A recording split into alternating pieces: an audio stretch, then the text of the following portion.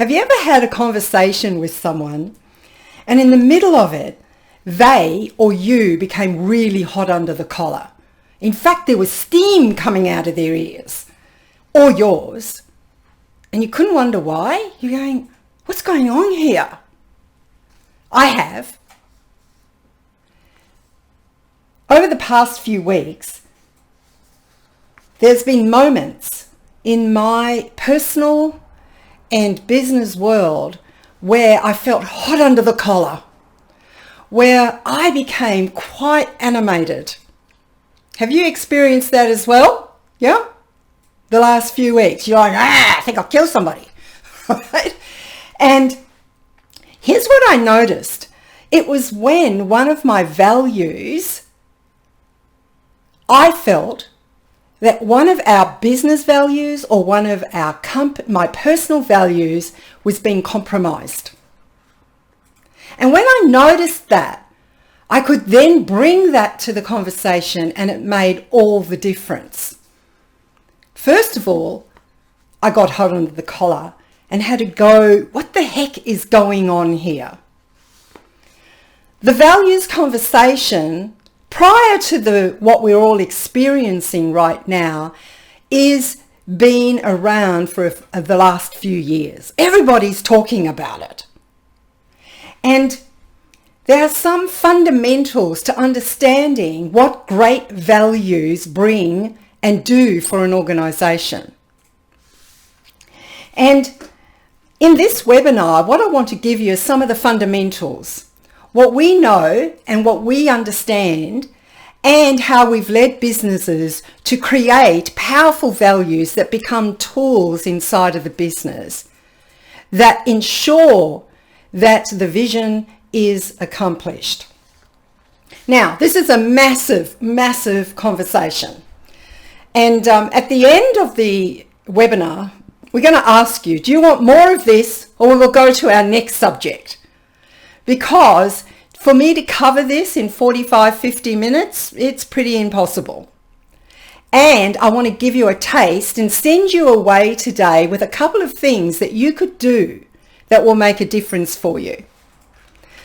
You're here because somehow you're interested in this topic. This is like you're kind of like, what is this values thing all about? And why are people so hot under the collar about it? And how do I use it to grow myself and my organization? So today, we're going to talk about those two things. How do you create them, and how can you drive them? To begin with, we're going to send you, and for those of you who are new to our webinars or our breakfasts or anything, a lot of the intelligence is actually sitting over there with you. And all we need to do is ask you some good questions, okay? And you've already got the answer inside of you, rather than us tell you. So to begin with, we're going to send you back out to your breakout rooms if you didn't make it before. And at the breakout, in this breakout room, what we want you to do is introduce yourself. What company are you representing here today? Where are you located? Because we've got people from all over the globe. And what interests you about this topic? What is it about this topic that had you go, I'm coming? I'm going to listen to that. So off you go, and you'll be with one of our moderators or our associates. Off you go. Welcome back.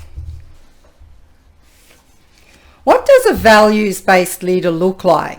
You're interested in this topic. It's not based on some heroic person from the past or some cartoon figure that you'd like to be. Rather, it's based inside of a grounded view of yourself and what's important to you. Leading by example is so much more important than leading by command. You can give people a whole bunch of directions. When you show them who you are, they're more likely to follow, and that is based and grounded in your values. So, there's a huge conversation about what happens if that isn't there. And who do you become in the face of difficulty? And your values determine that. Now, I'm going to send you to another breakout room so you'll kind of get used to jumping back and forth. And we give you a 2-minute marker to say to your moderator, we're bringing you back. Now, for those clients in the room, don't give this answer away, right? Because you'll know the answer to this question. Let's have a go. Let's have a discussion about it. So the question that we want you to go and talk about is, what is leadership in one word? And we'll bring you back and I'll give you what the answer is. And some of you may even guess it. That'll be great. But let's talk about it first. What is leadership in one word? Off you go. Welcome back. So how many of you got the word prediction? Don't be smarty pants, you. You know that one. So how many of you would never have guessed that word? Like, that seems really odd, doesn't it? Prediction. So this was said, I'm a Deming student. So some of you will know Deming through the work of Six Sigma or all of that stuff. But Deming was the father of quality. And he said that leadership, and he said to be the 9th most important turning point in all history. So he's up there with the printing press. I'm not going to argue with him, right? This is a seriously intelligent, smart dude, right? And he said that prediction is leadership in one word. Now, what's that got to do with values and vision? Well, it's like this. A values-based leader needs to behave in a certain way. If they don't, I will predict certain things will happen inside of their organisation. I can look at it and make predictive statements about what's going on there. And when we work with leaders, we start making those predictive statements. It looks like this around here. And people go, no, it doesn't. And I go, yes, it does, because you haven't got something to have people hang on to. And that's what values give you. That's what a clear vision gives you. It has you be able to say things inside of a predictive statement. Very powerful. So I don't argue with Deming in a lot of the work that I've studied with him. So what does that value-based leader look like? Now, we say this, that there's 2 things. The job of the CEO is to do 2 things. You do these 2 things and predictably you can change the direction in which your business is traveling. 1, or A, create an aspirational vision. Now, you can do this on your own or you can do it with your team. If you're a smaller business, you can use your coach to create an aspirational vision. And it's not some wordy statement of some weird and wonderful thing. It's simply, where are we going? And what does that mean to my people? Your vision is not what the world thinks about you. It's about what your people think about you and your business. People want to go and use it. It's not a marketing slogan. And when you get that, you get some power.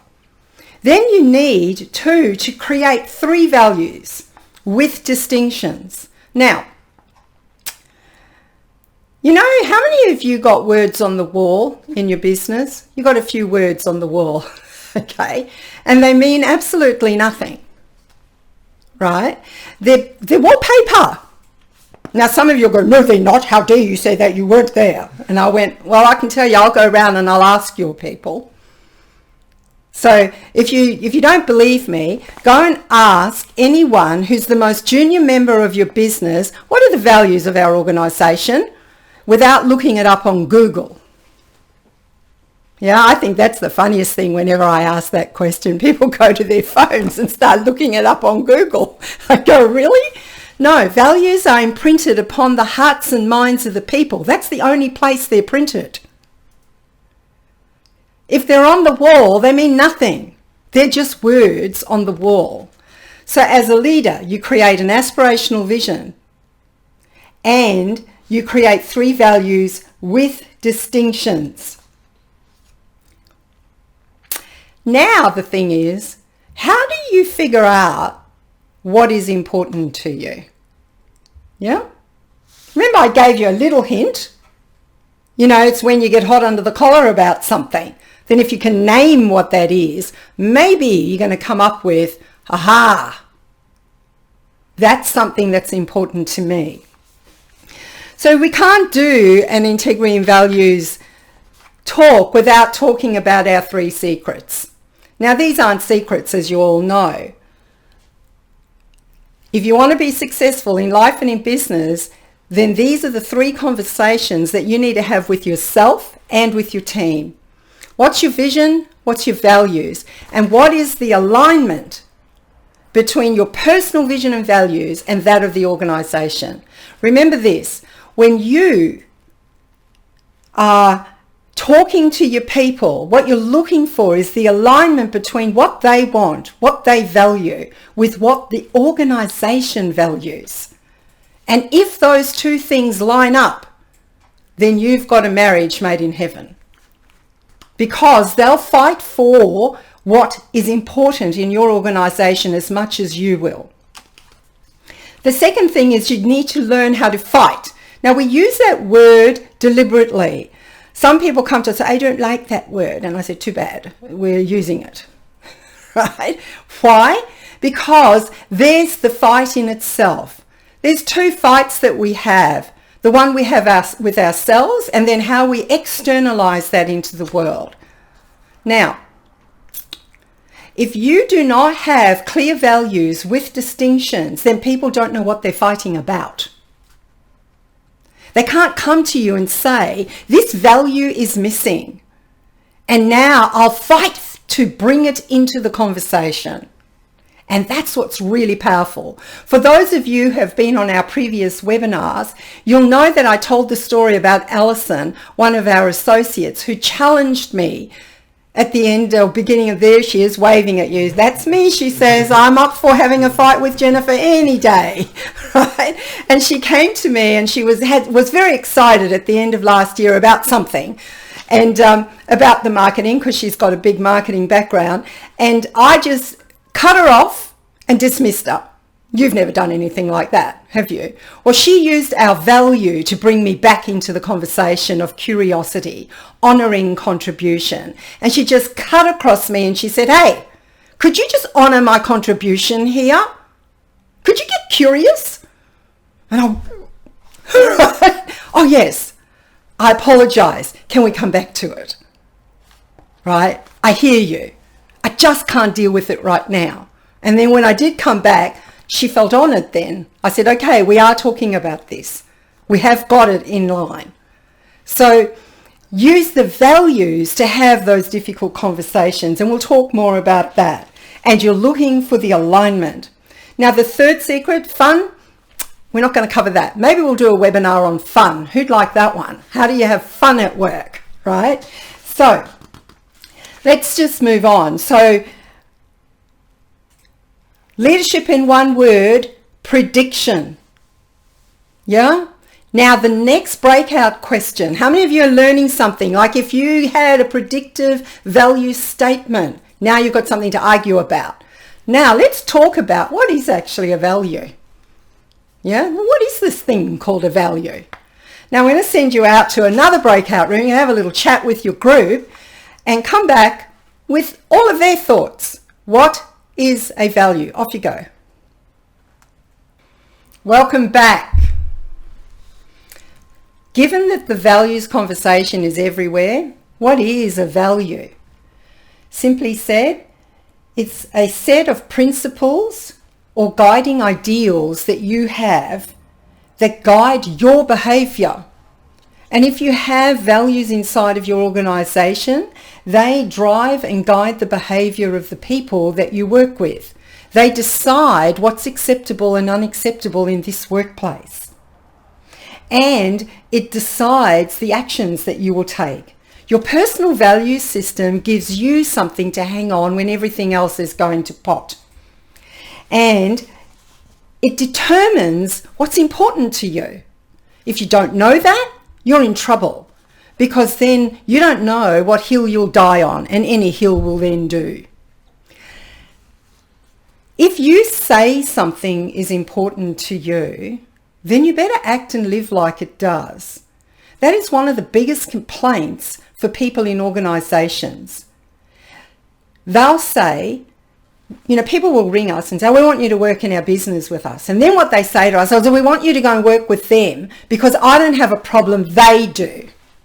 And we go, absolutely not. We're working with you. You're at the source of the issues, and you're also at the source of the solution. We work with the CEO and the direct reports, or we don't work. And invariably, it gets uncovered that they're not clear about this stuff. Therefore, they can't have powerful accountability conversations. So what the values do for you, it supports you to express who you are, what you stand for, and what your organisation stands for. Cool. So you can't lead. How many of you are getting? You cannot lead without clear values. Otherwise, you're wandering around in the dark, poking at things. And mainly you poke at your people and upset them. No, you wouldn't do that. Okay? So let's talk now about that last thing that I said. You need a value with a distinction. If you don't have a distinction, it's just a word on a wall. So we're going to send you off again. I want you to talk in your little groups for a couple of minutes on what is a distinction and what power does it give you. So what is a distinction? Off you go.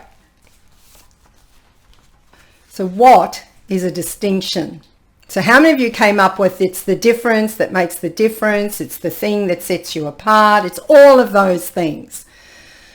We simply say a distinction is what makes your value. So we're talking about a distinction on values that makes your relationship to your value unique. It sets it apart from anyone else's thing.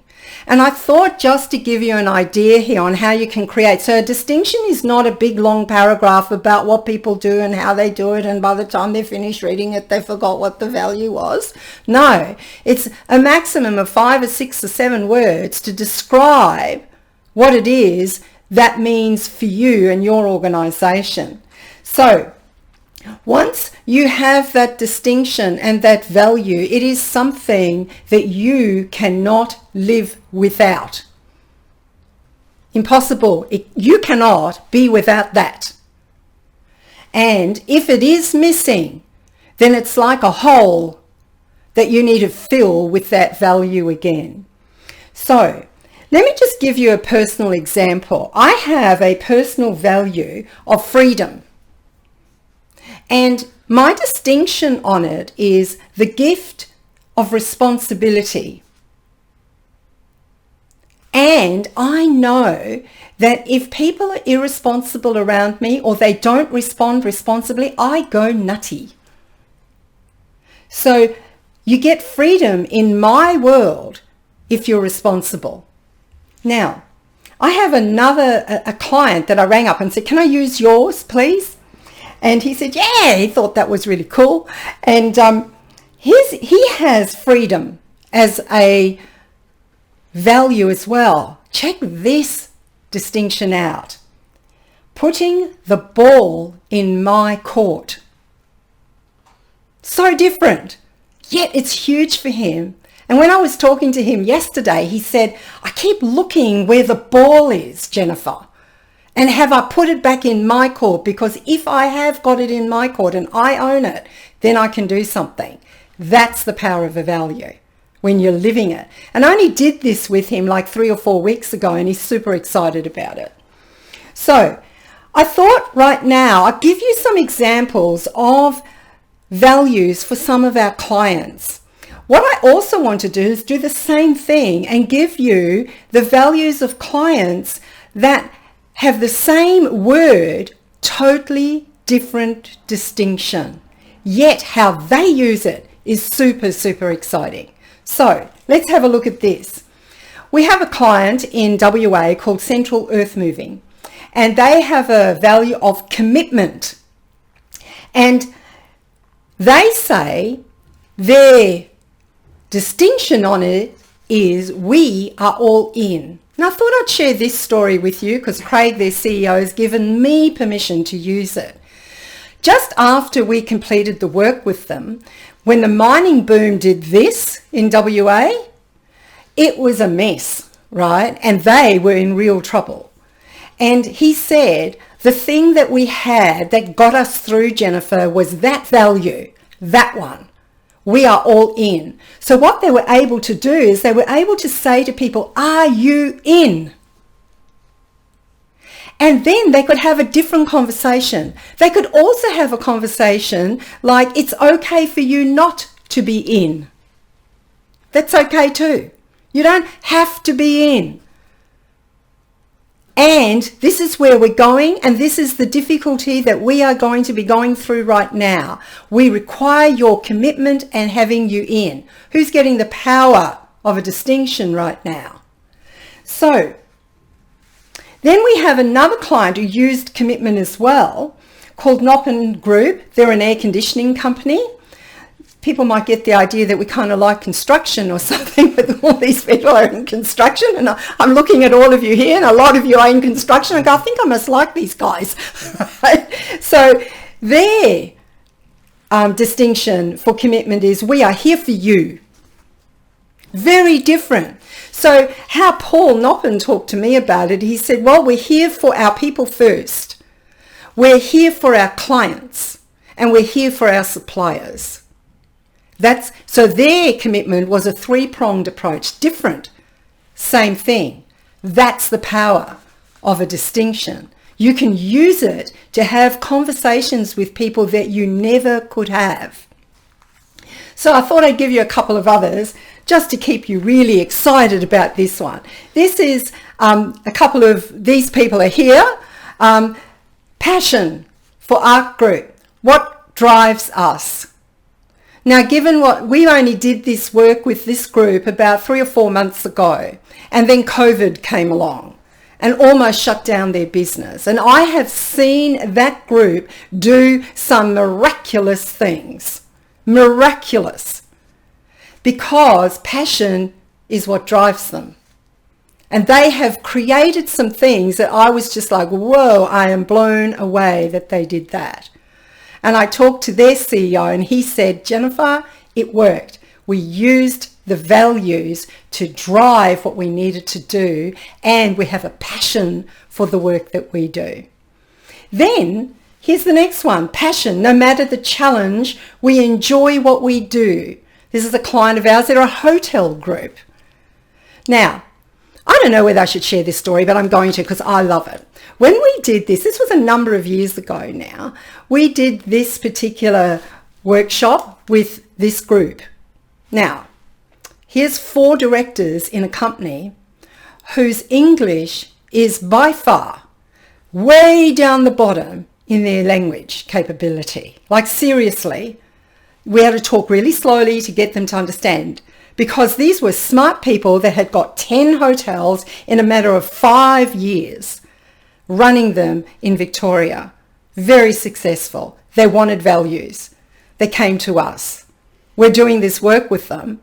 And in the middle of the workshop, they would say, we got to speak Chinese right now. And they would go, and they were so excited. We were jumping up and down and going, why are we so excited about this? We don't even know what they're talking about.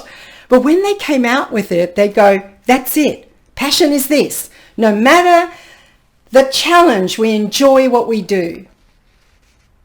And then when they created their vision, the place to stay where great memories begin. You clear about what business they're in? That's what it does. And they've used this to drive their growth, and it continues to grow. And what it does is they only hire people that align with that. Don't align with it, we're not interested in you. So, how many of you are really getting the power of the distinction? Yeah? Now you've got something. It's really powerful. So the value, integrity and values, our values are care, and our distinction, the courage to do what's right. I can tell you now that in the last few weeks it has been really tough. And a couple of times my people have said to me, Jennifer, just do what's right. Care about us enough to do what's right. It is not popular. It is not nice. It is not anything. Just do what's right. That's been really helpful for me. Trust, permission to take bold action. When we decided to do these webinars, we'd never done anything like this before. And Jay just said, we're just taking bold action. Off we go. And I'm going, whoa, right? How do you use the values? And then curiosity, you've heard how Alison used it with me. Very powerful. It changes the way you view the world. So in your organization, when someone does not uphold a value, it is an act of treason against the business. I'm going to repeat that. When someone does not uphold your value, it is an act of treason against the business. When you do not uphold your personal value, it is an act of treason against yourself. And those treasonable acts diminish your belief in the organization and in yourself. You may want to write that down. Treasonable acts happen constantly in businesses, and we do not challenge them because they're a treasonable act against the value structure of the business. So if you say something's important, then there is an absolute demand that you live it. And if they don't, challenge it. Cool. Who just got something out of that conversation? Take it into your organization. Talk to people about it. I want to just give you a couple of important essentials for being a values-based leadership. This was a research paper that was written in 2004. If you're interested, we can send it to you. Okay, here are the 4 fundamentals to be a values-based leader. If you're going to lead from values, now I want you to take a picture of this slide, please. Yeah, everyone take a picture. I'm going to give you homework. For those of you who know us, we love giving you homework. Right? And if you're a client sitting in the room, bring it to your next coaching session. Right? So, first, a values-based leader is self-aware. They can reflect. They can see themselves. They get their impact. They know that when they open their mouth, they better be talking from the value structure. They're empathetic. They can go and put themselves in someone else's shoes and still not agree with them or go along with what they're saying. If you're interested in that conversation, we did a breakfast on empathy versus sympathy. Get the difference. Then the next one is they have real self-belief. They definitely know who they are, and they can have a grounded belief in themselves, and it is grounded in their values. Don't mess with me is their motto. Then the last one is be coachable. Great leaders, you can contribute to them, and they can take the contribution. If someone is not coachable, they cannot grow. And you do it inside of where are they at with those things. When a leader takes on the job of leading, if you are the CEO or a leader in an organization, implicit in the job is that you are a champion of the values. You champion them. You are a steward of those values. That is your job. You ensure that that is the water that people swim in. And we have lots of ways that we get organizations to do this. So you're the steward and you champion it. You make sure that it happens. So I'll give you some homework. I want you each, you all took a picture of that slide. If you haven't, we'll put it back up here again. Take a picture.